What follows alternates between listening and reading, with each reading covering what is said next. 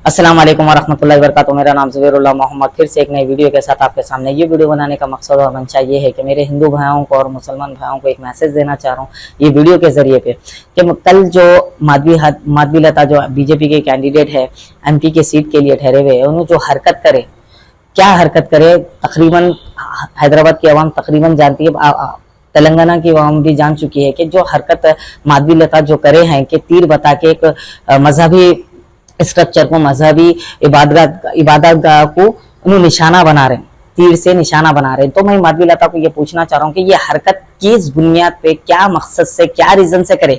आप इलेक्शन लड़ने आए, एमपी इलेक्शन, किसके सामने? एक चट्टान के सामने, बैरिस्टर असदुद्दीन अवैसी के सामने आए।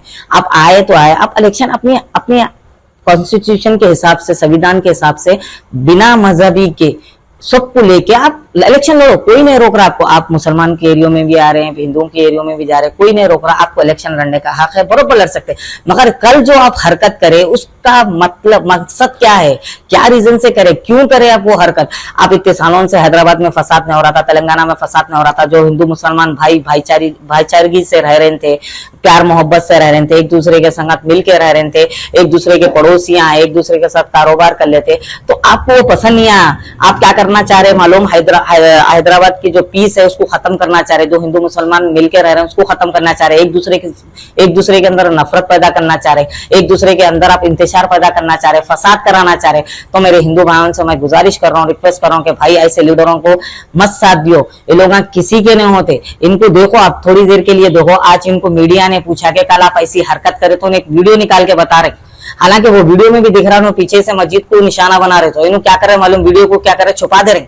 और फिर इन्हों क्या कर रहे मालूम? एक कहावत है देखो हैदराबाद में, उल्टा चोर कोतवाल को काटे, वो वैसा गत कर रहे हैं कि नहीं भाई मैं ऐसा कुछ भी नहीं करी, मेरा निशाना इधर था, मेरा निशाना इधर था। एकदम बच्चे, छोटे बच्चे रोते ना वैसा रोना स्टार्ट कर दे रहे। इनकी पॉलिटिक्स कैसी है मालूम? गिरगुट की पॉलिटिक्स है। इधर गए तो ऐसा रंग चेंज करना, उधर गए तो वैसा रंग चेंज करना। तो इनकी पॉलिटिक्स कैसी दिख रही है, इनकी सियासत कैसी दिख रही है मेरे को मालूम? गिरगुट की सियासत है इनकी। मुसलमानों का ना है तो अरे 20 साल से मैं मुसलमानों में बैठना उठना है, 8 साल से बैठना उठना है, मैं इनकी मदद करी, मैं ऐसा मदद करी। अब हिंदू भाइयों के पास गए तो ऐसा मुसलमानों के खिलाफ हूं मैं, मुसलमानों को ऐसा तोड़ देंगे, कर देंगे। तो मेरे हिंदू भाइयों से और मुसलमान भाइयों से गुजारिश कर रहा हूं कि ऐसे सरपसंद लोगों को ना बाइकआउट करो, इन लोगों को साथ मत दियो। इन लोग सिर्फ अपना फायदा सोचते हैं, किसी और का फायदा नहीं सोचते। और रही बात मलून राजा सिंह की और एक कहावत, इसको ये बोलना चाह रहा हूँ मलून राजा सिंह को कि कुत्ते की दुम टेढ़ी की टेढ़ी। इन्हें जब कभी बयान देता ना, इसके पास ना डेवलपमेंट के बारे में है, ना हिंदू भाइयों के कुछ अच्छे कामों के लिए बात करेंगे, ना इन्हें किसी चीज के लिए बात करेंगे। सिर्फ इन्हें बात करेंगे तो मुसलमानों के लिए बात करेंगे, मुसलमानों के हक में सिर्फ इन्हें खलीजियात बयान करेंगे। कल इन्हें रामनवमी की रैली में मुसलमान जहादी होते हो रहा है, ये बेवकूफ को पता भी नहीं है। अरे राजा सिंह मलहूम को मैं ये बोलना चाह रहा हूँ, झुंड में आके ना कुत्ते भी भौंक लेते। शेर देख पार्लियामेंट में ठहर के असदुद्दीन अवैसी साहब तुम्हारे बाप के आंखों में आंखें डाल के बोले कि बाबरी मस्जिद है, रहेंगी इंशाल्लाह ता क़यामत तक रहेंगी। और ये बात हर मुसलमान जो ईमान रखता ना, उन्हें बाबरी मस्जिद की शहादत को नहीं भूलेगा। तो तुम्हारे बाप जो बैठे हुए थे ना पार्लियामेंट में, उन्हें भी जवाब नहीं दे सकते। तुम क्या छोटा एक झुंड बना लेके झुंड में कुत्तों को भोके जैसा भोंक रहे कि अवैसी भाईजान ऐसा बोले, अवैसी भाईजान ऐसा करे, अवैसी भाईजान ऐसा करे। भाईजान का नाम लिए तक अब तुम्हारा को पेट में दर्द नहीं होता, शायद मतलब ऐसा दर्द होते रहता, जैसा भाईजान का नाम लेते कि पेट का दर्द खत्म हो जाता।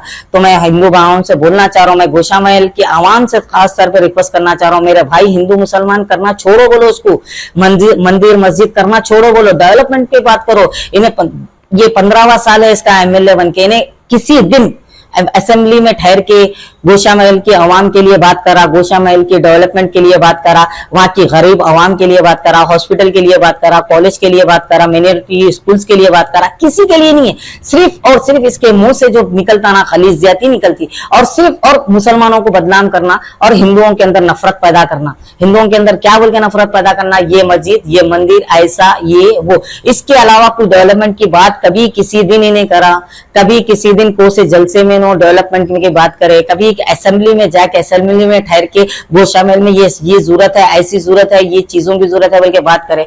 नहीं मेरे भाई, नहीं करते नो। सिर्फ और सिर्फ इनके मुंह से जब भी मुंह इनका खुलता ना तो गलीजाती निकलती। तो मैं तमाम मेरे हैदराबाद के मुसलमान भाइयों और बहनों से गुजारिश कर रहा हूँ और मेरे तमाम तेलंगाना के लोगों से मैं गुजारिश करो और रिक्वेस्ट करो, ऐसे लोगों के तकरीरों को, ऐसे लोगों के स्पीचों को बाइकआउट करो। मेरे भाई लोग सिर्फ एक दूसरे के दिलों में ना नफरत पैदा कर सकते, लोग मोहब्बत नहीं पैदा कर सकते। तो मैं तमाम हैदराबाद की मेरी आवाम से गुजारिश कर रहा हूँ, रिक्वेस्ट कर रहा हूँ, 13 मई को पतंग के निशान पर बटन दबाकर बैरिस्टर असदुद्दीन अवैसी साहब को बाहरी अक्सरियत से कामयाब करें और अपने इत्तेहाद को मजबूत करें। ये मत सोचो, मैं अपने मुसलमान भाइयों से गुजारिश कर रहा हूँ, रिक्वेस्ट कर रहा हूँ कि भाई ये हैदराबाद की आवाज है, बल्कि मत सोचो भाई ये पूरे इंडिया की मुसलमानों की, गरीब मुसलमानों की, हर किसी की आवाज है। जहां कहीं भी मुसलमानों पर जुल्म होता तो एक ही आवाज उठती, वो है बैरिस्टर असदुद्दीन अवैसी साहब। खैर, मैं ये बोलते हुए अपनी वीडियो को खत्म करता हूं। अस्सलाम वालेकुम व रहमतुल्लाहि व बरकातहू।